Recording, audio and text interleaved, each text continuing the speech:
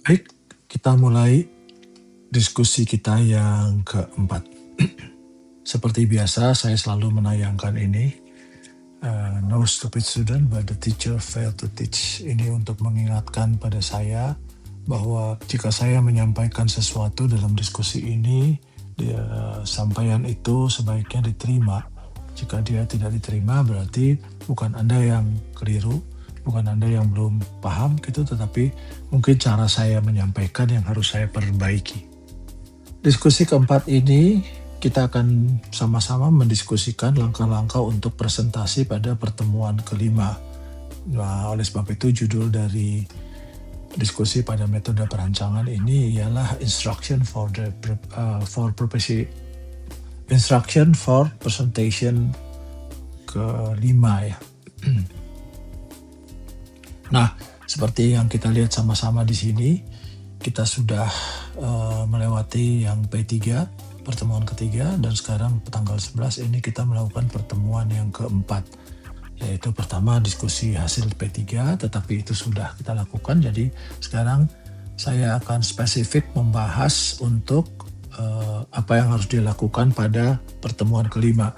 Pertemuan kelima itu nanti akan dilaksanakan pada bulan April tanggal 1 ya, karena kita ada libur lebaran. Ini tabel keseluruhannya sampai UTS, kita lihat ada 7 pertemuan, tetapi pertemuan kelima libur, sehingga pertemuan ke-6 itulah yang kita sebut pertemuan kelima ya.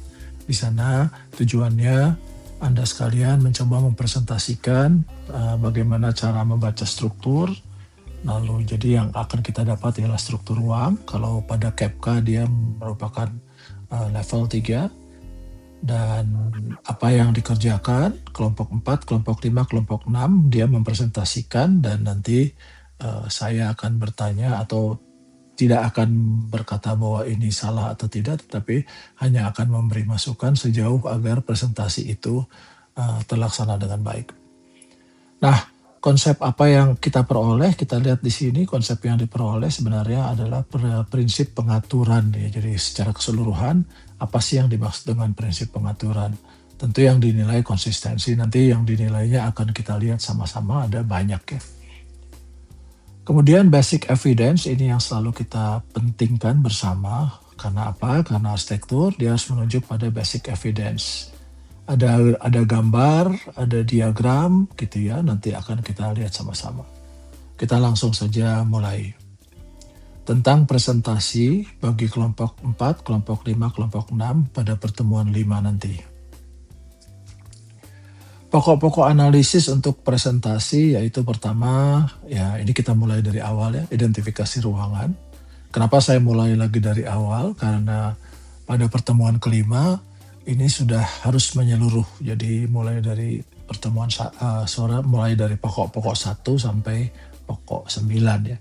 Pokok 1 kita melakukan identifikasi ruangannya. Pokok 2 kita melakukan relasi, mencoba menemukan relasi aktivitas antar ruangan. Lalu pokok 3 kita mencoba melihat relasi spasialnya dengan lingkungan. Jadi tidak hanya antar ruangan tetapi juga dengan lingkungan alam yang di luar, sehingga lalu analisis relasinya menjadi lebih lengkap. Pokok keempat kita akan masuk pada kita menelusuri apa saja konflik-konflik yang ada di dalam sistem aktivitas tersebut. Lalu pokok kelima setelah kita mendapatkan pokok-pokok keempat tadi konflik, kemudian kita melihat yang mana pusat sistem spasial tadi ya, jadi di dalam ruangannya itu pusatnya yang mana. Lalu kemudian keenam barulah kita akan melihat bagaimana struktur sirkulasinya setelah pusat-pusat tadi atau node. Kemudian kita mencari jalurnya, path-nya, struktur sirkulasi ruangannya seperti apa. Dan ya pokok ketujuh, nah di sini kita akan mencari struktur spasialnya secara 3 dimensi, jadi bukan hanya 2 dimensi denah tetapi meliputi potongan. Pokok ke-8 kita akan di sana barulah kita akan melihat prinsip pengatur spasialnya, jadi struktur ruangnya seperti apa. Sedangkan pokok ke-9 itu lebih pada refleksi kita tentang sebab akibat spasial tadi, terciptanya struktur ruang spasial tadi tentu ada sebab akibatnya. Kita mulai slide berikutnya, pokok 1. Tadi ada pokok 9 ya. Pokok satu, kenapa kita harus menggambar ulang kasus studi? Kita melakukan identifikasi ya. Pertama begini, setiap bangunan terdiri dari elemen ruang. Elemen ruang ya. Jadi ruang ialah unit dasar sistem arsitektur. Sebuah sistem arsitektur, dia mempunyai unit dasarnya yaitu ruang. Jika ruang tidak dikenali dengan tepat, analisis sistem itu akan kurang tepat ya, atau saya sebut akan salah gitu. Kita melakukan analisis kita bisa salah, bisa keliru kalau kita tidak melakukan mengidentifikasi atau menggambar ulang apa saja yang ada.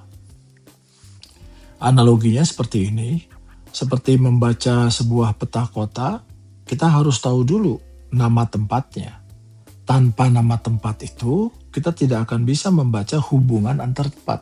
Tanpa kita ketahui tempat, kita tidak tahu hubungan antar tempatnya. Jadi sistem ruang tidak mungkin kita pahami bersama jika ruangnya sendiri belum dikenali. Jadi kita harus mengenali dulu. Bagaimana cara mengenalinya? Ini dia. Pokok satu, apa saja yang harus disajikan? Jadi nanti Anda menyajikan ini. Tujuan analisisnya itu intinya mengetahui elemen ruang yang ada dari kasus studi puskesmas atau kasus studi kasus studi yang Anda kerjakan. Apa yang dianalisis? Tentu semua ruangan dalam bangunan itu yang akan dianalisis. Gimana cara menganalisisnya? Kita menggambar ulang, menggambar denahnya dan menggambar potongannya, lalu kita beri nama semua ruangnya. Lalu apa yang dinilai? Yang dinilai itu ketepatan kita menginterpretasikan atau membaca ruang empirik yang ada sehingga dia dilengkapi atau kelengkapan dalam gambarnya. Nah, bagaimana bentuk gambarnya atau diagramnya?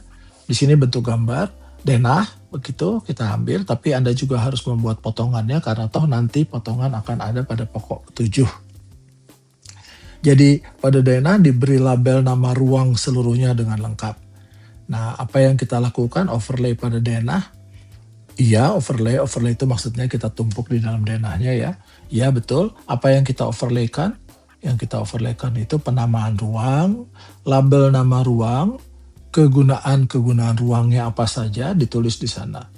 Lalu kita memberikan penandaan atau anotasi pada gambar, yaitu label nama ruangnya dan tadi ya. Jadi anotasi itu maksudnya kita beri tanda gitu. Boleh juga dengan tanda warna, boleh juga dengan huruf ya. Jadi Anda sudah mulai di sini berpikir ini yang daerah mana, daerah depan, ini daerah belakang, atau public, semi public, itu sudah Anda pikirkan dari sekarang. Nah, jika Anda perlu, Anda bisa memberikan keterangan, narasi yang penting saja pokok 1. Keterangan ini bersifat tertulis, narasi untuk lebih menjelaskan apa yang harus Anda sajikan pada pokok 1. Sekarang kita masuk pada pokok 2. Kenapa sih kita harus menelusuri aktivitas? Ini gambarnya kelihatan seakan-akan aktivitas ya. Nah, ruang muncul karena aktivitas manusia. Jadi tanpa ada manusianya, kita tidak akan menyebutnya ruang karena manusialah yang memberikan nama pada ruang. Hubungan aktivitas antar ruang atau antar manusia bergerak menciptakan kedekatan ruang. Karena apa? Begitu saya butuh ruang yang di sebelah saya akan membuat ruang itu menjadi ruang yang dekat dengan saya. Nah, relasi antara ruang tadi, kedekatan tadi sebenarnya merupakan relasi aktivitas. Jadi, kalau kita membaca sebuah ruang yang di dalamnya ada aktivitas itu sebenarnya kita yang membuatnya.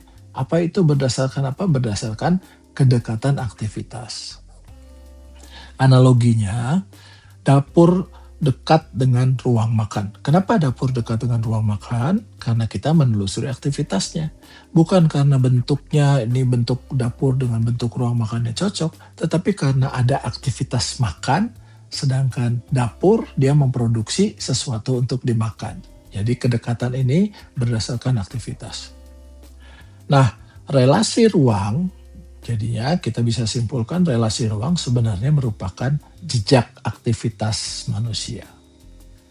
Lalu pada pokok 2 apa yang harus kita sajikan? Begini, saya sengaja membuatkan yang sama. pada pokok 2 tujuan analisisnya ialah memahami. Memahami apa? Memahami hubungan aktivitas yang terjadi antara ruang di dalam bangunan, antar ruang-ruang. Lalu apa yang dianalisis? Yang dianalisis ialah aktivitas seluruh anggota pengguna bangunan. Kenapa? Ya karena semuanya menggunakan kan. Walaupun ada yang menggunakannya secara penuh, jadi frekuensinya panjang, ada juga yang menggunakannya tidak penuh frekuensinya. Bagaimana cara kita menganalisisnya? Gampang. Buat tabel aktivitas ruang, lalu Anda buat juga diagram relasi aktivitas. Relasi aktivitas maksudnya hubungan antara aktivitas. Ya, tabel ya. Lalu apa yang kita nilai bersama yaitu logika hubungan aktivitas. Apakah hubungan ruang yang dibuat tadi oleh kita itu masuk akal dengan aktivitas pengguna? Nah, itu yang kita analisis ya. Bentuknya seperti apa? Ini bentuk diagram, yaitu bubble diagram, jadi gelembung-gelembung diagram. Ruang-ruang ini kemudian dihubungkan dengan garis seperti biasa ya. Nah, overlay pada denah tidak perlu, karena bubble diagram tidak perlu masuk ke dalam denahnya. Nah, tapi penamaan ruang pada setiap lingkaran, jadi kita membuat bubble-bubble, gelembung-gelembung, ditulis ini nama ruangnya apa, fungsi ruangnya apa. Lalu kemudian kita lakukan anotasi penandaan pada gambar, gunakan simbol-simbol yang sederhana. Panah itu arah aktivitas, jangan lupa ya arah aktivitas itu panah, jadi dari mana ke mana. Hanya garis itu hubungan. Nah lalu hubungannya bisa garis tebal itu hubungannya kuat, garis putus-putus itu hubungannya lemah, jadi berhubungan tapi tidak terlalu penting. Atau bisa juga Anda membuatnya berwarna ya, tapi nanti diberi notasinya. Nah tentu pada setiap pokok ada keterangan. Nah, di sini Anda silakan menuliskan keterangan narasi penting tentang pokok-pokok 2. Jadi, apakah harus 1 slide atau 2 slide? Silakan Anda pikirkan ya, tapi jangan terlalu banyak. Jadi maksimal mungkin kalau bisa 2 slide. Kalau bisa 1 slide lebih baik lagi. Oke, sekarang kita masuk pada pokok berikutnya, yaitu pokok 3. Nah, pokok 3, kenapa harus melihat hubungan ruang dengan lingkungan? Kalau tadi kita melihat hubungan pada pokok 2 antar ruang dan ruang. Sekarang kita masuk antara ruang dan lingkungan. Ya, jadi ini penting juga. Kita lihat gambar di sini. Ini ruang MRI mungkin. Kita lihat di atasnya ada cahaya kan. Jadi orang ada rasa dengan luarnya ya. Nah, ruang tidak hanya berhubungan dengan ruang lain. This is internal. Tapi ruang harus juga berhubungan dengan alam ruang. Alam luar, bukan alam ruang, alam luar. Kenapa? Karena hubungan internal itu bisa saja baik, tetapi hubungan eksternalnya kita butuh. Kenapa? Karena ruangan selalu butuh cahaya, butuh udara, butuh bukaan. Oleh sebab itu, 3 pokok saja yang kita bahas dengan hubungan luarnya, alam luarnya, yaitu hubungannya lewat cahaya, hubungannya lewat udara, dan hubungannya tentang bukaan. Nah, cahaya, udara, bukaan tentu akan membentuk kualitas ruang di dalam bangunan selain antar ruang di dalam bangunan. Kalau yang ini membentuk kualitas ruang di dalam bangunan akibat hubungan dengan alam luar. Analoginya seperti ini, ruang itu seperti manusia. Manusia tidak bisa hidup tanpa udara dan cahaya. Tentu benar sekali, kita tidak akan bisa hidup tanpa udara dan cahaya. Nah, ruang pun membutuhkan cahaya dan ventilasi. Jadi bisa kita simpulkan begitu, ruang yang terputus dari lingkungan luar seringnya menjadi ruang yang bermasalah. Gitu ya, jadi harus kita lihat apakah ada hubungannya. Baik, itu pokok 3, lalu kita masuk pada bagaimana Anda menyajikan pokok 3. Seperti biasa, tujuan analisisnya. Di sini tujuan analisisnya melihat hubungan ruang dengan lingkungan luar. Nah, lalu apa yang dianalisis? Yang dianalisis ialah hubungan ruang dengan 3 pokok tadi dari luar, yaitu dengan cahaya, dengan ventilasi, dan terhadap bukaannya. Bagaimana cara menganalisisnya? Tentu kita tidak bisa hanya menggunakan denah, kita harus juga memberi tambahan dengan potongan, Mengapa? Karena cahaya bisa masuk dari 2 dimensi, dari dinding, tetapi bisa juga masuk dari atap. Demikian juga halnya dengan ventilasi dan bukaan. Lalu apa yang kita nilai bersama? Yaitu kesadaran hubungan ruang. Apakah memahami bahwa ruang tidak hanya berhubungan dengan ruang lain secara internal, tetapi juga dengan alam luar secara eksternal. Baik, sekarang apa saja bentuk gambarnya? Tadi sudah kita sebutkan denah dan potongan. Jika ruangnya banyak, tentu kita harus membuat potongan beberapa untuk memperlihatkan seluruh ruangan. Potongan seluruh ruangan. Apakah ada overlay pada denah? Ya, jelas. Penandaan langsung dilakukan di atas denah. Misalkan pada denah ada bukaan di atas, kita tuliskan di sana, kita kasih garis-garis bahwa ini ada ruang di atasnya, dan kita buktikan lewat potongannya. Jadi penandaan dilakukan langsung di atas denah dan pada potongan. Bagaimana cara kita menandainya atau anotasinya? Gunakan simbol sederhana. Garis berbeda untuk menunjukkan ya, apakah ada hubungan dengan cahaya, ventilasi, bukaan. Garisnya bisa berbeda warna, bisa juga garis putus-putus, tapi saya menyarankan kita menggunakan warna agar lebih mudah dipahami. Misalkan warna kuning untuk bukaan, begitu ya. Lalu warna yang lainnya Anda pilihkan, yang penting Anda tuliskan warna itu sesuai dengan apa yang Anda maksud.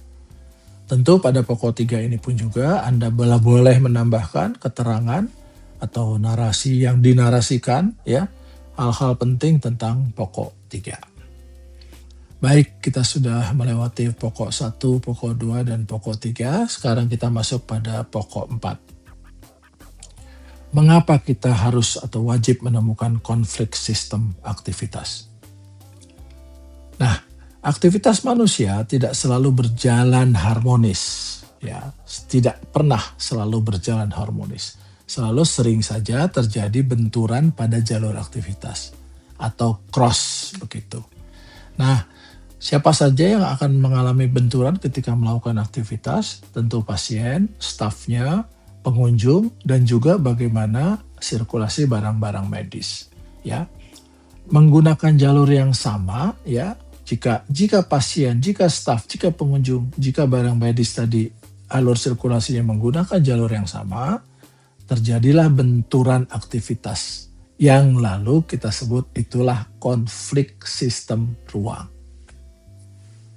Analoginya, persimpangan jalan tanpa lampu lalu lintas, bisa Anda bayangkan persimpangan jalan tanpa lampu lalu lintas. Semua kendaraan bertemu pada satu titik persimpangan, kita sebut nodes tadi.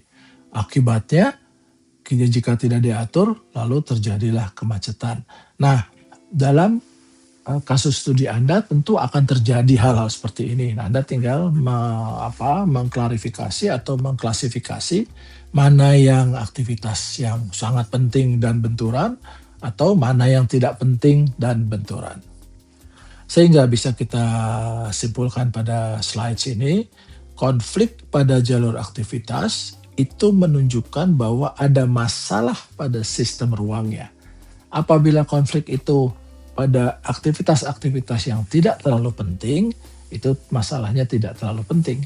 Tetapi apabila aktivitas itu aktivitas penting dan dia selalu terjadi cross circulation, artinya ada masalah yang penting pada sistem ruangnya. Nah, lalu bagaimana cara Anda menyajikan pokok 4? Seperti biasa, tujuannya menemukan benturan atau cross atau konflik aktivitas yang terjadi dalam sistem ruang. Lalu, apa yang kita analisis bersama? Yaitu jalur aktivitas. Siapa saja yang harus kita analisis jalur aktivitasnya? Ada pasien, ada staf medis, ada pengunjung logistik. Pengunjung logistik yang membawa barang-barang tadi ya. Nah, bagaimana cara kita menganalisisnya? Kita buat gambar jalur pergerakan manusia, tandai pada denah. Pengunjung seperti apa, pasien seperti apa, staf medis seperti apa, itu kita buat dengan notasi yang berbeda. Lalu sebenarnya apa yang kita nilai dari pokok 4 ini? yang kita nilai ialah bagaimana ketajaman Anda sekalian membaca sistem tadi. Ya, jadi secara teliti, apakah Anda sekalian mampu menemukan titik konflik dalam sistem ruang ini? Kan toh Anda sudah mengamatinya. Baik, apa yang harus kita gambarkan? Yang kita gambarkan ialah bentuk diagram. Diagramnya berupa jalur pergerakan pada denah bangunan ya. Pada denah bangunan diberi garis jalur aktivitas. Tentu ada 4 aktivitas, berilah yang berwarna. Apakah kita lakukan overlay pada denahnya? Ya, jalur digambar langsung di atas denah.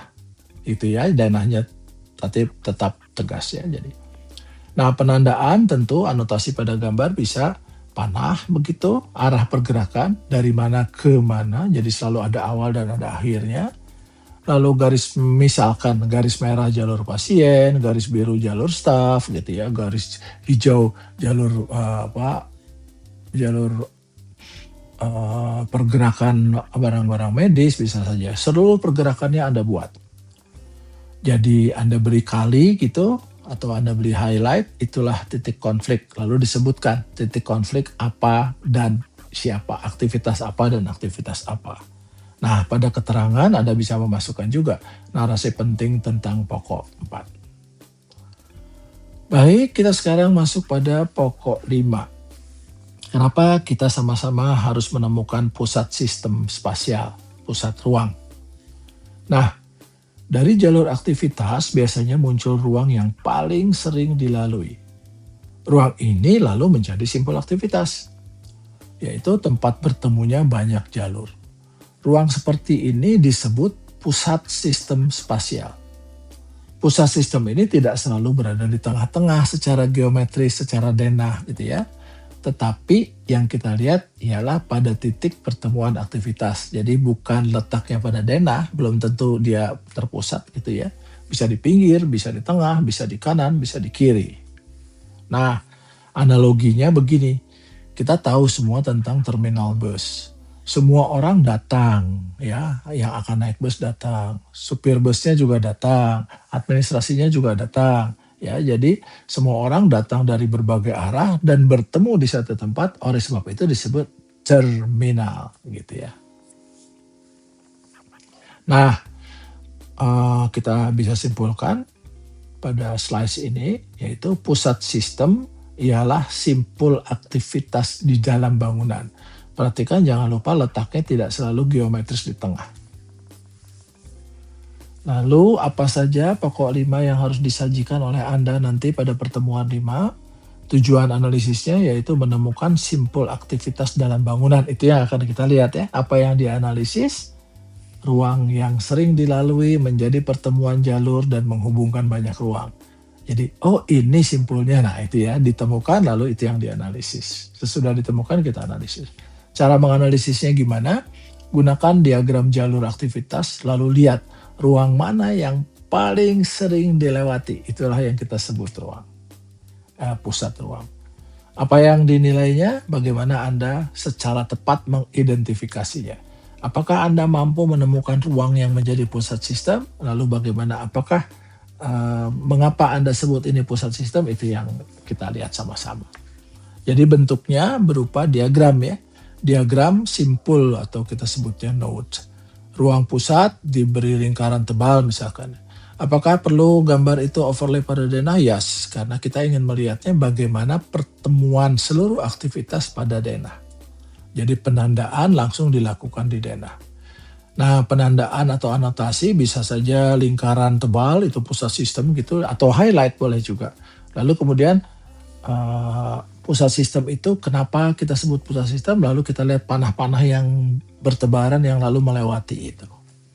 Nah, pada pokok 5 Anda juga bisa memberikan keterangan yaitu narasi penting tentang pokok 5. Sekarang kita masuk pada pokok 6.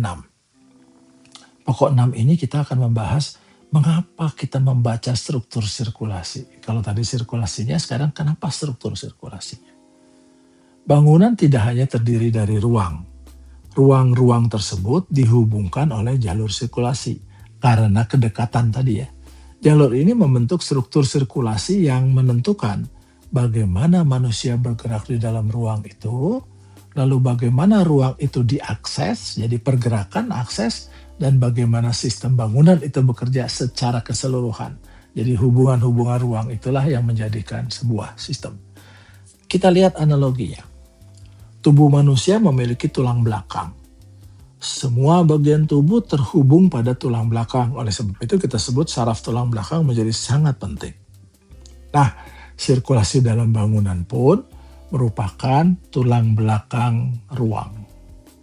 Jadi, jalur gerak manusia membentuk struktur sistem ruang. Oke, bagaimana cara Anda menyajikannya? Pokok 6, tujuannya yaitu Anda membaca tulang punggung pergerakan dalam bangunan. Apa yang dianalisis? Jalur utama pergerakan manusia. Jalur pasien, jalur staf, itu jalur pengunjung atau pengantar. Jalur utama, ya Anda tulis semua lalu kemudian yang mana yang utama. Nah, cara menganalisnya gunakan denah. Gambar jalur utama yang paling sering digunakan pada denah. Sebenarnya apa yang dinilai sih? Yaitu konsistensi sistem. Apakah Anda mampu menemukan jalur utama yang membentuk sistem bangunan tersebut? Nah, lalu apa bentuknya? Bentuknya diagram. Yaitu diagram sirkulasi, yaitu Anda buatnya pada denah bangunan, ditarik garis jalur pergerakan yang utama. Jadi apakah kita harus melakukan overlay pada denah? Ya, jalur harus digambar langsung di atas denah. Bagaimana kita memberikan anotasinya atau penandaannya? Arah pergerakan panah, ya, ada awal ada akhir. Garis tebal boleh sebagai jalur utama, garis tipis boleh sebagai jalur sekunder, atau boleh juga warna, garis diberi warna, tetapi harus ada awal dan ada akhirnya. Nah, pada pokok 6 Anda juga tentu diharapkan memberi keterangan narasi-narasi penting untuk pokok 6 ini.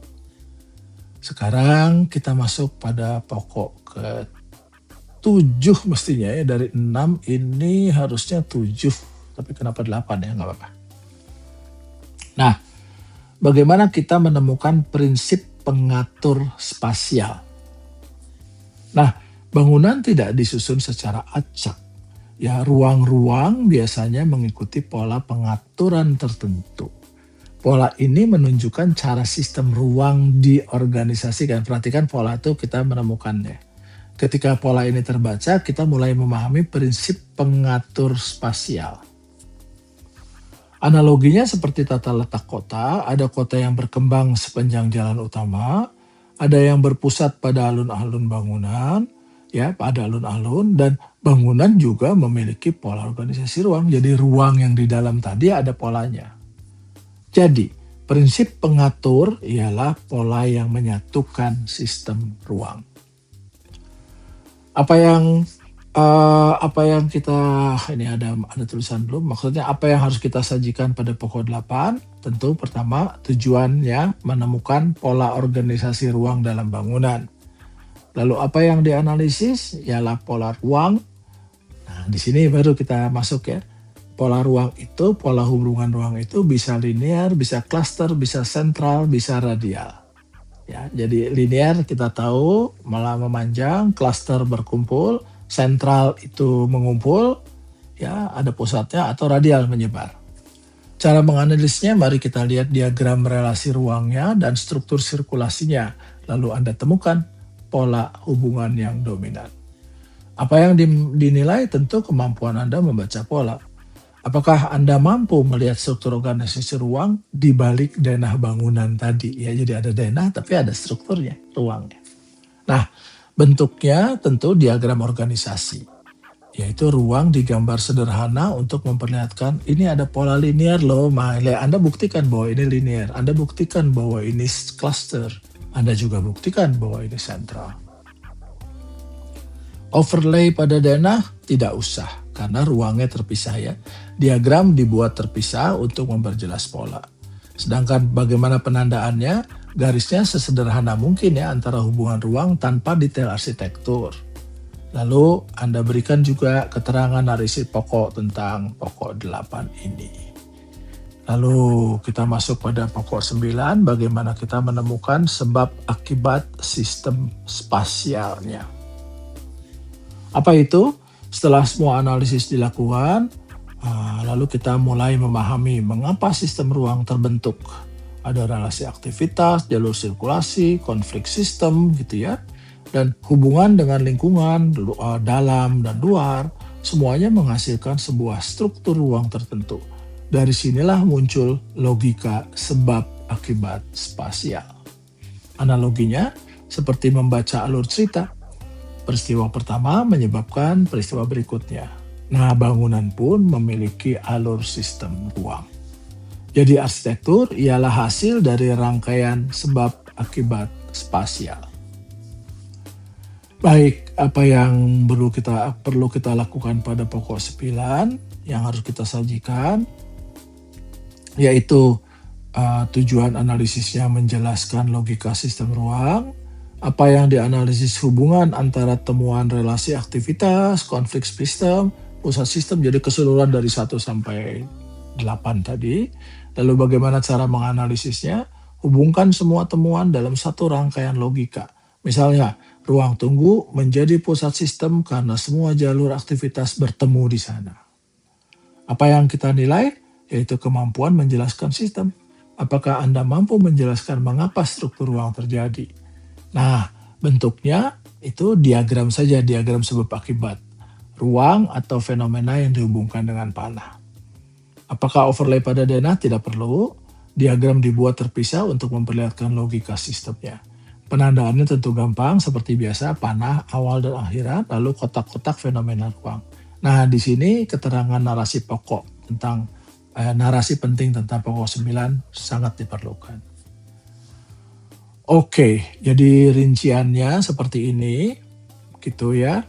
Jadi pertama kita melihatnya, kita identifikasi ruangan, relasi antar aktivitas, relasi spasial dan dengan lingkungan, konfliknya tadi kita sudah lakukan, kemudian pusat sistemnya sudah ada, lalu struktur sirkulasinya, kemudian struktur spasialnya 3D, tadi kita kelewat nomor 7 tapi intinya sama, hanya membuat struktur spasialnya, ini isinya potongannya.